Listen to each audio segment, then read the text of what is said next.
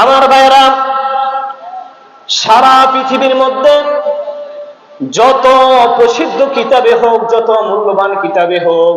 ওই কিতাবটা একবার, দুইবার, তিনবার পড়ার পরে তার পাঠক আর চতুর্থবার তাকে পড়তে চাইবে না।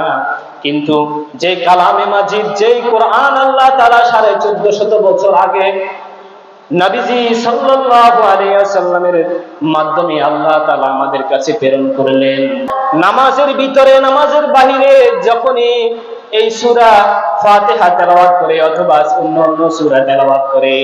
কখনো তার কাছে বিরক্ত আসে না, কখনো সে বোরিং হয় না।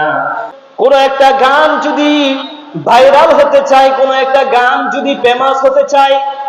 গানটাকে ফেমাস করার জন্য, ভাইরাল করার জন্য গানের মধ্যে বিভিন্ন টোন, বিভিন্ন বাদ্যযন্ত্র, বিভিন্ন মিউজিক ব্যবহার করা হয়। আমার ভাইয়েরা, সেই গানটাকে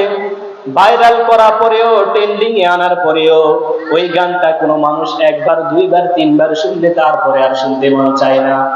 কিন্তু আল্লাহ তাআলা যে কিতাব আমাদেরকে দিয়েছেন 1450 বছর আগে,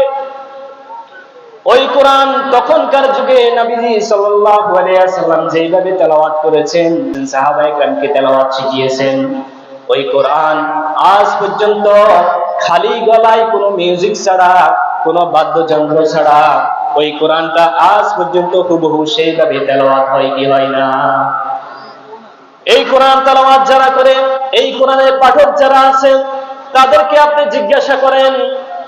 এরকম দৈনন্দিন 32 রাকাত নামাজের মধ্যে 32 বার কালামে মাজিদের সূরা ফাতিহা পড়া হয়, সূরা ফাতিহা পড়ে, তারপরেও কি তার কাছে কখনো সূরা ফাতিহা পড়তে বোরিং লাগে নাকি?